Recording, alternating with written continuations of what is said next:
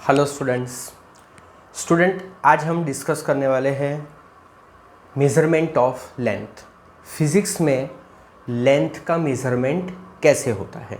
ठीक है, तो लेंथ मेज़र करने के लिए दो मेथड है। There are two methods for the measurement of length. One is known as the direct method and the second one is known as indirect method. आप लोग नोटबुक में लिख सकते हो heading and then there are two method for measurement of length bracket में distance. Number one direct method for the measurement and number two is a indirect method for the measurement. So measurement की length major करने की दो method होती है, एक direct method और दूसरी इनडायरेक्ट मेथड। सो सबसे पहले हम बात करेंगे डायरेक्ट मेथड। डायरेक्ट मेथड, अब ये डायरेक्ट मेथड क्या होती है? तो डायरेक्ट मेथड में हम ऑब्जेक्ट को हमारे एक हाथ में पकड़ते हैं, दूसरे हाथ में इंस्ट्रूमेंट होता है और हम लेंथ का मेजरमेंट करते हैं। ठीक है, तो that is called the direct method for the measurement. So मैं आपको कुछ इंस्ट्रूमेंट्स के एग्जाम्पल देता हूँ जिसका यूज़ करके हम डायरेक्ट मेथड ऑफ मेजरमेंट कर सकते हैं। So number one is metre scale. ये जो मीटर स्केल होती है ये आप लोग फिजिक्स के लेबोरेटरी में देखोगे, और अगर आप कभी कपड़े खरीदने के लिए गए होंगे तो जो कपड़े वाला होता है वो कपड़े मेज़र करने के लिए उसके पास एक स्टील की स्केल होती है। ठीक है, तो वो भी 1 मीटर की होती है। So this is a metre scale. अब ये जो मीटर स्केल होती है ये मिनिमम कितना डिस्टेंस मेज़र कर सकती है? तो मीटर स्केल के ऊपर मिनिमम 1 मिलीमीटर तक का डिस्टेंस मेज़र हो सकता है। ठीक है, 1 मीटर लॉन्ग स्केल होती है, पर उसके ऊपर जो मार्किंग होता है वो 1 सेंटीमीटर, 2 सेंटीमीटर, 3 सेंटीमीटर उस तरह से होता है। 1 सेंटीमीटर के भी 10 पार्ट्स होते हैं। ठीक है, तो जो मीटर स्केल होती है वो मिनिमम कितना डिस्टेंस मेज़र कर सकती है? It can measure a minimum of 0.1 centimetre. उसमें 1 सेंटीमीटर के मार्किंग्स होते हैं। 1 सेंटीमीटर भी 10 पार्ट्स में डिवाइड होता है। जैसे आपके कंपास की स्केल होती है, अगर आप कंपास की स्केल देखोगे तो उसमें भी 1 सेंटीमीटर में 10 डिविजन्स होंगे। तो एक डिवीज़न की वैल्यू क्या होती है? 0.1 सेंटीमीटर, बराबर। तो 0.1 centimetre, so that is 10⁻⁻1 centimetre. Is that clear? 1 centimetre कितना होता है? 1 सेंटीमीटर होता है 10⁻² metre. So this is equal to 10⁻³ metre. तो आप ऐसा समझो कि जो मीटर स्केल होती है it can measure a minimum distance of 0.1 centimetre, that is 10⁻³ metre. ठीक है, metre scale cannot measure a distance less than 10⁻³ metre. अगर हमको 10⁻³ मीटर से लेस डिस्टेंस मेजर करना है तो फिर मीटर स्केल यूज़ नहीं हो सकती है, क्योंकि जो मीटर स्केल है वो मिनिमम 10⁻³ मीटर तक का ही डिस्टेंस मेजर कर सकती है। Suppose if you want to measure a distance less than 10⁻³ metre, तो फिर उसके लिए एक इंस्ट्रूमेंट आता है जिसको कहते हैं vernier callipers. Vernier callipers you will see in your physics laboratory. ठीक है, okay. So there is a instrument जिसको बनाया था वर्नियर नाम के साइंटिस्ट ने। वर्नियर कैलिपर्स, वर्नियर एक आई थिंक जॉन वर्नियर ऐसा कुछ नाम था, वर्नियर उसका नाम था, इतना मुझे पता है। और कैलिपर्स का मतलब होता है मेजर करना। तो ये जो वर्नियर कैलिपर्स होता है it can measure distance less than 10⁻³ metre. तो वर्नियर कैलिपर से आप कितना डिस्टेंस मेजर कर सकते हो? 10⁻⁴ मीटर का डिस्टेंस मेजर कर सकते हो। ठीक है, तो वर्नियर कैलिपर्स जो है वो मीटर स्केल से लेस डिस्टेंस मेजर कर सकता है। ठीक है, ओके। अब मतलब आप ऐसा समझ सकते हो कि vernier callipers is more precise than the metre scale.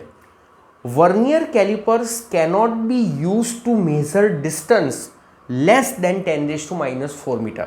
अगर डिस्टेंस 10⁻⁴ मीटर से लेस है तो फिर वर्नियर कैलिपर्स यूज नहीं होगा।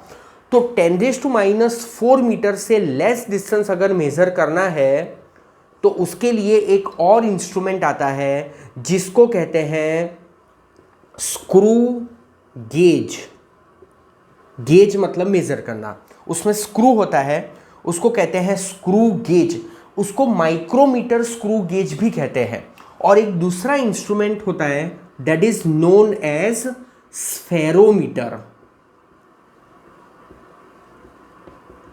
ये जो वर्नियर कैलिपर्स है वो आपका फिजिक्स का फर्स्ट प्रैक्टिकल है। उसके बाद जो स्क्रू गेज है वो भी उसके बाद एक प्रैक्टिकल आता है, और ये जो स्फेरोमीटर है वो भी एक प्रैक्टिकल है। ठीक है, तो ये सब इंस्ट्रूमेंट का यूज़ करके आप डिस्टेंस का मेजरमेंट करने ही वाले हो जब आप फिजिक्स के लैब में जाओगे। और दूसरी बात कि मैं खुद भी, मेरे पास जो स्टूडेंट्स एडमिशन लेते हैं, मैं उनको फिजिक्स के प्रैक्टिकल भी मेरे क्लास में करवाता हूँ। बराबर, मेरे पास 11th और 12th की पूरी लैब है सिर्फ फिजिक्स की, तो फिजिक्स के प्रैक्टिकल भी मैं आपको करवाऊंगा। So screw gauge and spherometer, this two instrument can be use to measure distance up to 10⁻⁵ metre. मतलब कि अगर आपको डिस्टेंस मेजर करना है 10⁻³ मीटर से लेस तो मीटर स्केल नहीं चलेगी। उससे कम डिस्टेंस मेजर करना है तो वर्नियर कैलिपर्स चलेगा। वर्नियर कैलिपर्स से आप इतना डिस्टेंस मेजर कर सकते हो, 10⁻⁴ मीटर तक का मेजर कर सकते हो, उससे कम नहीं कर सकते हो। अगर उससे भी कम डिस्टेंस अगर मेजर करना है तो फिर आपको स्क्रू गेज या तो फिर स्फेरोमीटर यूज करना पड़ेगा। तो screw gauge and spherometer can be use to measure a distance up to 10⁻⁵ metre. So measuring the distance with the help of all this instrument is called direct method of measurement। ठीक है, तो ये सब instrument से हम जो distance measure करते हैं उस मेथड को कहते हैं डायरेक्ट मेथड। ठीक है, एक हाथ में ऑब्जेक्ट लिया, दूसरे हाथ में इंस्ट्रूमेंट लिया, डिस्टेंस मेजर कर लिया, that is called the direct method for the measurement of distance. Okay, अब दूसरी मेथड है that is called the indirect method. ठीक है, और टेक्स्ट बुक में आपको ऐसा लिखा हुआ नहीं दिखेगा, डायरेक्ट मेथड ये होती है, मतलब ये सब समझाया हुआ है, पर उन लोगों ने ऐसे नहीं लिखा हुआ है कि डायरेक्ट मेथड में ये मेथड आती है। बराबर, ये मैंने अपने तरफ से रेफरेंस बुक में से मैं आपको समझा रहा हूँ। So this is the direct method. अब indirect method for measurement of distance. अभी इनडायरेक्ट मेथड मतलब क्या, तो see sometimes the object is very small, sometimes the distance to be measured is extremely small that we cannot directly measure that distance with the help of an instrument. Sometimes the object is beyond our reach, हमारी पहुंच से, हमारी limit से बाहर है, तो उस situation में भी direct method for the measurement cannot be use. तो ऐसे जो मेजरमेंट होते हैं डिस्टेंस के, उनके लिए इनडायरेक्ट मेथड यूज होती है। मैं आपको कुछ आइडिया दे देता हूं तो आपको ये पॉइंट क्लियर हो जाएगा। फॉर एन एग्जांपल, अगर एटम्स एंड मॉलिक्यूल्स, ठीक है, तो अगर आपको एटम्स एंड मॉलिक्यूल्स की अगर साइज मेजर करनी है, उसका डायमीटर मेजर करना है, तो क्या कोई इंस्ट्रूमेंट से आप डायरेक्टली अपने हाथ में वो इंस्ट्रूमेंट लेके आप वो मेजर कर सकते हो? नहीं कर सकते हैं। ठीक है, तो फिर उसके लिए इनडायरेक्ट मेथड यूज होती है। कौन सी यूज होती है इनडायरेक्ट मेथड एटम मॉलिक्यूल की साइज डिटरमाइन करने के लिए? तो वो भी हम लोग डिस्कस करने वाले हैं। ठीक है, मान लो कि आपको किसी स्टार का या किसी प्लेनेट का अगर अर्थ से डिस्टेंस मेजर करना है, तो क्या आप कोई इंस्ट्रूमेंट डायरेक्टली यूज़ कर सकते हो? जैसे कि ये मीटर स्केल है, तो क्या कोई ऐसा इंस्ट्रूमेंट आता है कि जो उतना लंबा तक डिस्टेंस डायरेक्टली मेज़र कर सके जैसे ये मीटर स्केल है? नहीं मेज़र कर सकते हैं, ठीक है।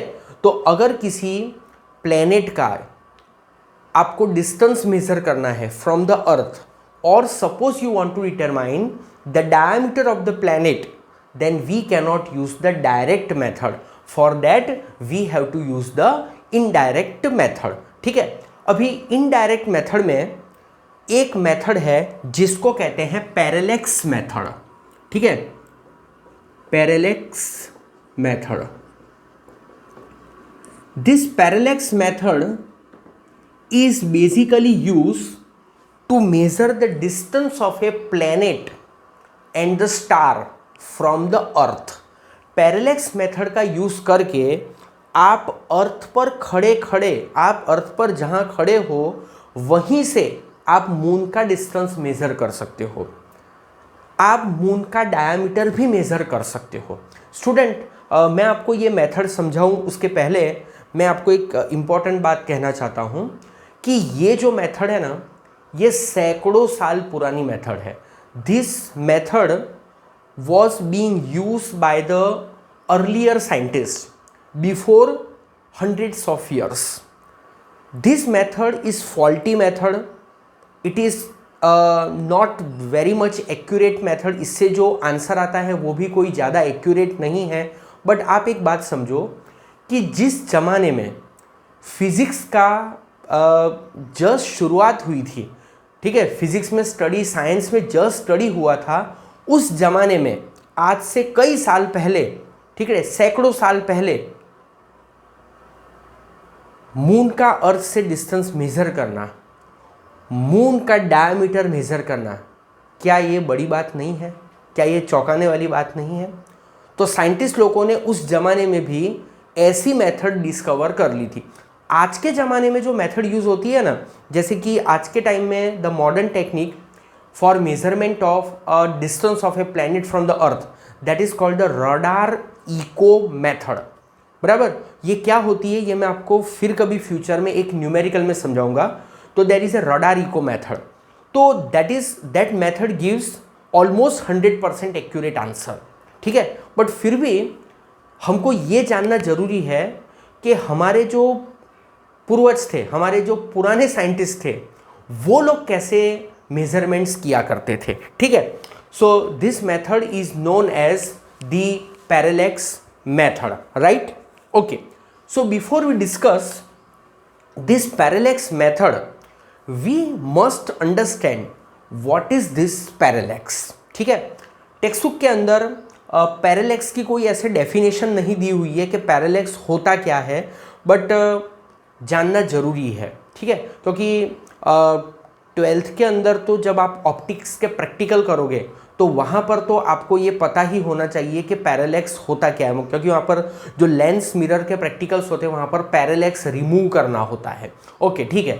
तो यहाँ पर हम बेसिक बात करेंगे पैरेलैक्स से रिलेटेड। तो पैरेलैक्स होता क्या है, पहले मैं डेफिनेशन लिख देता हूँ उसकी, ठीक है। Parallax,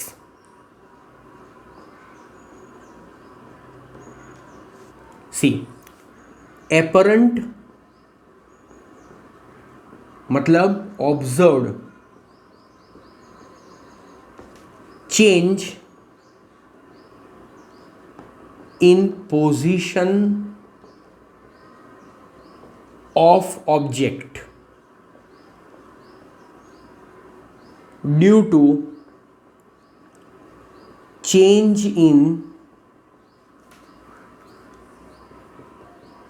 line of sight, which is also known as direction of observation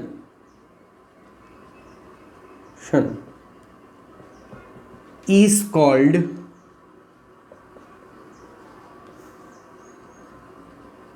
parallax method. क्या होता है parallax method? Apparent change, apparent मतलब रियल नहीं, एपरेंट मतलब दिखाई देने वाला, कभी कभी देखो ऐसा होता है स्टूडेंट के जो दिखाई देता है वो होता नहीं है, ठीक है। तो पैरेलैक्स का मतलब क्या होता है, एपरेंट मतलब कि observed change in position of object due to change in line of sight is called parallax. एक एक्टिविटी करते हैं, ठीक है, आप मैं यहाँ पर आपको समझा रहा हूँ, आप घर पर करना, ठीक है। What we do, I have an object, मेरे हाथ में अभी ये मार्कर पेन है, ठीक है। I keep it in front of my eye, इस तरह से, ठीक है, वर्टिकल, स्टेडी स्टेडी।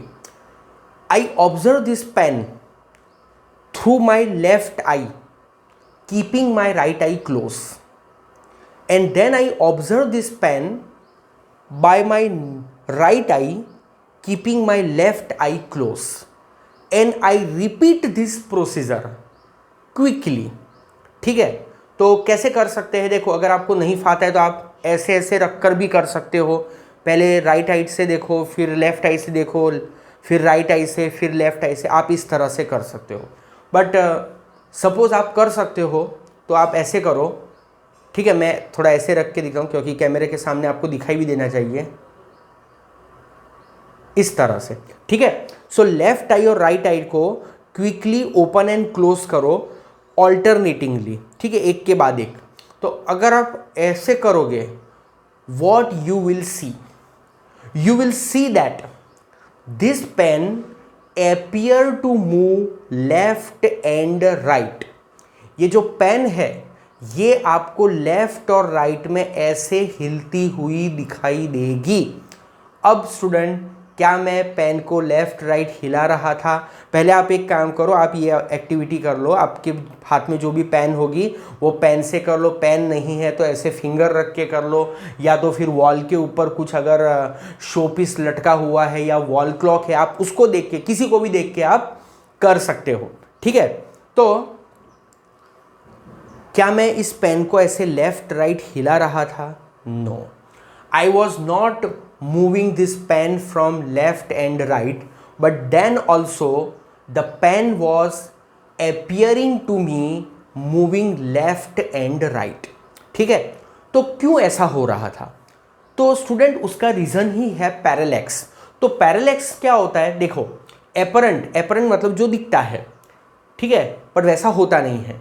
एपरेंट मतलब observe change in position of object. तो ये जो ऑब्जेक्ट है उसकी पोजीशन में चेंज हो रहा था, मुझे ऐसा लग रहा था कि इसकी पोजीशन में चेंज हो रहा है, बट एक्चुअली तो इसकी पोजीशन में चेंज नहीं हो रहा था।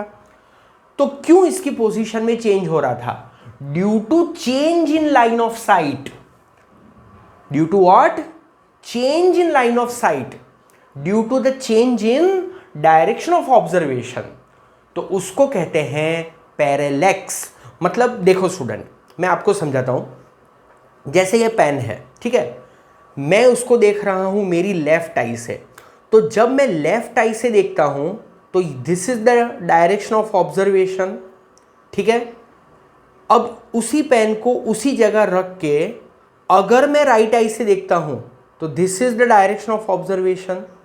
So here the direction of observation is changing. मैं यहां पर आपको एक फिगर ड्रॉ करके समझाता हूं। जैसे ये पेन है, ठीक है, तो मैं उसको लेफ्ट आई, ये मेरी लेफ्ट आई है, ये ऑब्जेक्ट है, ये मेरी लेफ्ट आई है, और यहाँ पर ये मेरी राइट आई है। मेरी दोनों आई एक जगह तो है नहीं, ठीक है। तो जब मैं पेन को सिर्फ लेफ्ट आई से देखता हूँ, राइट आई को बंद करते, सो this is the direction of observation.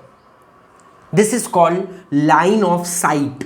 Site, SIGHT, site. Site मतलब दृष्टि, ठीक है। और SIT, साइट जो होता है वो जगह होता है। वो जो कंस्ट्रक्शन वर्क करते हैं ना, वो बोलते हैं कि हम लोग साइट पर है। तो साइट मतलब जगह जहाँ पर वो लोग काम करते हैं।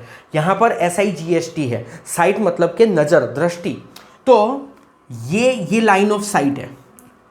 और जब मैं पेन को राइट आई से देखता हूँ तो ये है लाइन ऑफ साइट। तो because of the change in line of site, line of site में चेंज होने के वजह से ये ऑब्जेक्ट मुझे लेफ्ट टू राइट शिफ्ट होता दिखाई देता है, ठीक है। तो इस फेनोमेना को कहते हैं पैरेलैक्स। अच्छा, यहां पर ये दो जो है एल और आर, ये जो डॉट्स, ये जो मेरी दो आंखें, this are known as the places of observation. ठीक है, distance between this two places of observation is called basis. तो ये जो आपको दिख रहा है ये डिस्टेंस, ये क्या है? बेसिस। ये है line of site, this is line of site. ये ऑब्जेक्ट, ये दो प्लेसेस एल और आर, ये जो एल और आर है ना, वैसे तो मेरी आंखें ही है एल और R, but they are also called observatories. ठीक है, ऑब्जर्वेटरीज मतलब जहां से ऑब्जर्वेशन हो रहा है, ऑब्जर्वेटरीज, प्लेसेस ऑफ ऑब्जर्वेशन। और ये जो होता है distance between the to places of observation, उसको कहते हैं basis.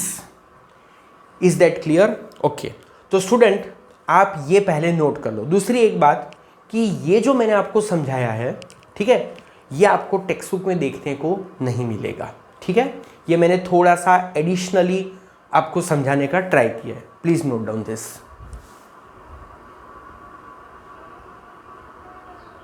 Okay, now student we will actually discuss the parallax method कि how we can measure the distance of a star or the planet from being the earth। अर्थ पर रहते रहते planet और star का distance कैसे measure कर सकते हैं with the help of a parallax method। ठीक है, तो parallax method डिस्कस करते हैं और इसके बेस पर न्यूमेरिकल भी है। Parallax method, okay. See, suppose this is some object, यहां पर बुक में जो नोटेशन दिया है वही मैं नोटेशन यूज कर रहा हूं। Suppose this is some star. ठीक है, you want to measure the distance of this star from the earth. Earth पर से आपको इस स्टार का डिस्टेंस मेजर करना है। ठीक है, तो here this is the earth, ये अर्थ है। टेक्स्ट की जो फिगर है स्टूडेंट वो डिफरेंट है। ठीक है, मैं ऐसी फिगर ड्रॉ कर रहा हूं कि जिससे आपको कंसेप्ट 100% क्लियर हो जाए। टेक्स्ट में जो है ना वो फिगर ऐसी है, वो कैसी है वो भी मैं आपको समझा दूंगा, बता दूंगा, पर उससे आपको पूरा समझ में नहीं आएगा, इसलिए मैं थोड़ी सी मॉडिफाई करके फिगर ड्रॉ कर रहा हूं। सो this is suppose star and this is earth. We want to measure the distance of this star from the earth. ठीक है, here this is the diameter of the earth. A and B are the end points of diameter.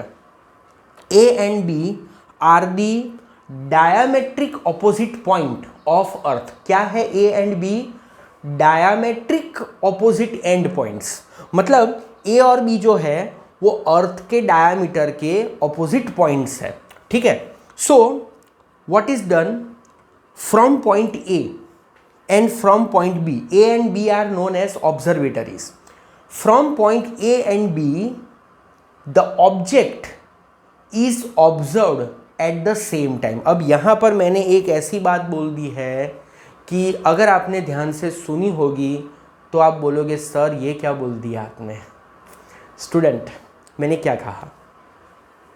We observe the object मतलब this star from A and B at the same time.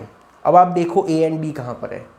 A and B are the end points of diameter of the earth. अब क्या ये possible है कि मैं एक ही time ए से और बी से ऑब्जर्वेशन लूँ? मैं ए से स्टार को ऑब्जर्व करूँ with the help of telescope, या जो भी प्लैनेट है उसको मैं ए से ऑब्जर्व करूँ और फिर मैं उसी ऑब्जेक्ट को बी से भी ऑब्जर्व करूँ? क्या ये चीज़ पॉसिबल है? बुक में लिखा हुआ है, ठीक है, पॉसिबल नहीं है। तो यहाँ पर जैसा मैंने आपको कहा कि मेथड तो फॉल्टी है ही, क्योंकि सैकड़ों साल पहले ये मेथड यूज़ होती थी। बट टेक्स्ट बुक के अंदर जो डिस्क्रिप्शन है वो भी उन लोगों ने डिटेल में नहीं दिया हुआ है। तो स्टूडेंट एक्चुअली करते क्या थे, जो सैकड़ों साल पहले, हंड्रेड्स ऑफ ईयर्स पहले जो साइंटिस्ट थे, what they were doing, they were observing this object on one particular day being from A पर रहते हुए, with the help of the telescope they were observing the planet और the star from A, ठीक है। And then the next observation they were taking after the 6 month. ये जो अर्थ है इसको अपने एक्सिस पर ये पूरा घूमने में 12 महीने लगते हैं। It takes 12 years 365 days. तो आज अगर आप यहाँ पर हो तो 6 महीने बाद कहाँ होंगे, यहाँ पर होंगे। आप घूम के यहाँ आ जाओगे। तो आज आप यहाँ हो, आप 6 महीने के बाद यहाँ पर आओगे। So you take one observation from A, suppose on 1 January, and next observation आप कब लोगे, 1 जनवरी से फरवरी, मार्च, अप्रैल, मई, जून, जुलाई, ठीक है। Then you will take the next observation. इतना सब बुक में नहीं लिखा हुआ है, बुक में मत ढूंढना ये सब, ठीक है। बुक में डिस्क्रिप्शन पूरा नहीं है, बुक में लिमिटेड है। और बुक में जो लिखा हुआ है वो मैंने नोट्स में भी दे दिया है, पैम्पलेट में भी दिया हुआ है, तो आप उसमें जो लिखा है वही पढ़ना। So from A this planet or the star is observed. So this AS is the direction of observation. AS क्या है, direction of observation. Similarly, book के according at the same time it is observed from B also, ठीक है। So here this AS and BS, AS is equal to BS, दोनों equally होंगे ना, AS is equal to BS, that is what suppose उसको क्या notation देते हैं, उसको देंगे capital D. A S is equal to B S is equal to capital D. What is that, that is the distance of the star और the planet from the earth. This A B is the diameter of the earth. तो ये जो ए B है वो basis है, basis मतलब distance between 2 point of observation. तो ये है small B is a basis, ठीक है। तो small b is equal to what, small b is equal to A B, right, okay. This A S and B S are the direction of observation and the angle between the two direction of observation is theta, and this theta is known as parallax angle. The angle between to direction of observation is known as parallax angle. Is that clear, okay. अब student एक बात समझो कि यहां पर B is very very less than capital D। B क्या है, B अर्थ का डायमीटर है, और कैपिटल D क्या है, मून का। सपोज ये मून है, इंस्टेड ऑफ, मैं मून इसके लिए बोल रहा हूं, वैसे कुछ भी ले सकते हैं, क्योंकि मुझे आपको ये जो पॉइंट समझाना है ना, उसके लिए मैं मून का एग्जांपल ले रहा हूँ, बराबर। अगर मैं स्टार लूँगा ना, तो स्टार तो मून से भी दूर होता है, ठीक है। पर मुझे जो वैल्यू लेके आपको समझाना है उसके लिए मैं मून लूँगा। आप जब न्यूमेरिकल करोगे ना, तो न्यूमेरिकल में स्टार के लिए भी न्यूमेरिकल आ सकता है, मून के लिए भी न्यूमेरिकल आ सकता है। तो ये जो बी होता है, ये बी वेरी वेरी स्मॉल होता है। तो मैं आपको एक आइडिया दे देता हूँ कि जो मून है वो मून कितना दूर है, बराबर। तो मून का जो डिस्टेंस है कैपिटल डी, सपोज मैं यहाँ पर लिख देता हूँ capital D, it is 384,400 kilometre. Moon का, स्टार तो उससे भी दूर होता है, मून का अर्थ से डिस्टेंस इतना किलोमीटर होता है। और ये जो ए बी है ना, ए बी वो क्या है, अर्थ का डायमीटर। तो अर्थ का डायमीटर बी कितना होता है पता है आपको, बी होता है 6400 इंटू 2। मैं 6400 क्यों बोला, क्योंकि 6400 is the radius of earth. तो ये उससे डबल है ना, तो ये कितना हुआ 12800। 6400 किलोमीटर। ठीक है, तो यहाँ पर आप देखो कि ये जो डिस्टेंस है that is very very large as compare to this. ये कितना है 3,84,400 और ये कितना है 12,800। तो ये कितना छोटा है, b is very very small than d। तो उसके वजह से क्या होगा कि b by D will be very very less. ठीक है, b by D will be very very less. और जब ये सिचुएशन होती है, आप इस फिगर को अच्छे से देख लो, when b is very very less than d, तो ये जो एंगल होता है ना students, it is very very less. So hence theta is very very less. जो एंगल थीटा होता है parallactic angle, parallax angle, theta को क्या बोलते हैं parallax angle, it is also known as parallactic angle. ये बहुत छोटा होता है। समझ में आई आपको ये बात? ठीक है, अब मैंने आपको लेक्चर नंबर 2 में एक एंगल का फॉर्मूला मैंने आपको समझाया था। क्या फॉर्मूला था एंगल का? Angle is equal to arc divide by radius.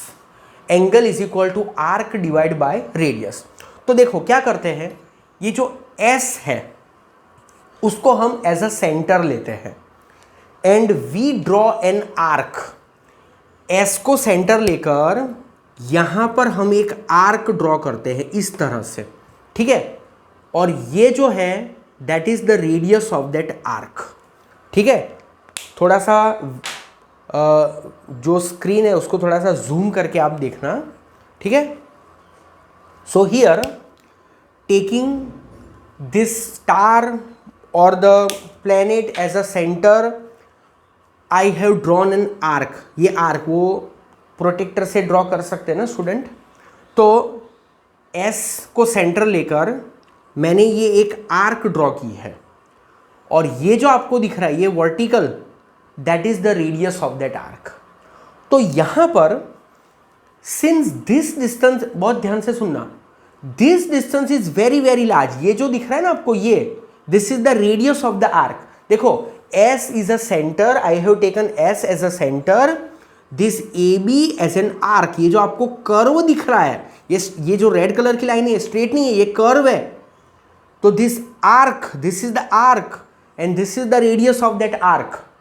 तो यहां पर ये जो डिस्टेंस है, this distance is very very large. मतलब ये जो डिस्टेंस होता है ना, ये distance it is almost capital distance, capital D distance. मतलब ये D जितना ही होता है, 100% D तो नहीं होता है बट ऑलमोस्ट D जितना होता है। This distance is A to B is capital D, sorry S to B is capital D, S to A is capital D and from here to here is also almost capital D। तो उसको capital D ही लेना होता है। Is that clear? और ये जो है ये आर्क है, तो ये जो आर्क का रेडियस है, ये आर्क है, दिस इज द आर्क। तो आर्क का रेडियस कितना है यहां से लेके यहां तक का, मतलब capital D is the radius. तो ये जो डिस्टेंस है S से लेके यहां तक का, it is very very large. So what I am telling, बहुत ही ध्यान से सुनना, the length of this arc AB, length of the arc AB is equal to line segment AB। मतलब ये जो आर्क, देखो आर्क तो कर्व होती है और जो लाइन सेगमेंट AB होता है वो तो स्ट्रेट होता है। बट क्या बोल रहा हूं कि ये जो कैपिटल D है वेरी वेरी लार्ज है and because of that reason arc AB की लेंथ स्ट्रेट डिस्टेंस AB जितनी ही होगी। ठीक है, ये पॉइंट को आप अच्छे से समझना कि आर्क AB की लेंथ स्ट्रेट डिस्टेंस AB के जितनी ही होगी। Is that clear? So AB क्या हुआ, AB is equal to B हुआ। रेडियस, रेडियस कितना हुआ, रेडियस हुआ कैपिटल डी, और एंगल कितना है, parallactic angle, parallax angle, theta. तो ये सभी को आप उस फॉर्मूला में सब्स्टिट्यूट कर दो। So theta is equal to arc मतलब ए बी, रेडियस, रेडियस मतलब के कैपिटल डी, ओके, और ए बी कितना है, ए बी है B, so this is B by capital D. So theta is equal to B by capital D. पर हमको find क्या करना है, हमको तो फाइंड करना है डिस्टेंस ऑफ द स्टार और the planet from the earth, मतलब फाइंड करना है कैपिटल डी। तो कैपिटल डी को सब्जेक्ट ऑफ इक्वेशन बनाते हैं, तो capital D is equal to B by theta. तो स्टूडेंट ये हमने प्लेनेट का, स्टार से प्लेनेट का या तो फिर स्टार का अर्थ से डिस्टेंस डिटरमाइन कर लिया। तो ये पैरेलैक्स मेथड है। इस मेथड से रिलेटेड न्यूमेरिकल्स भी है जो कि मैं आपको आगे समझाऊंगा, नेक्स्ट वीडियो लेक्चर में समझाऊंगा, ठीक है। इसको लिखना कैसे है ये आपको पैम्फलेट में मिल जाएगा, ओके।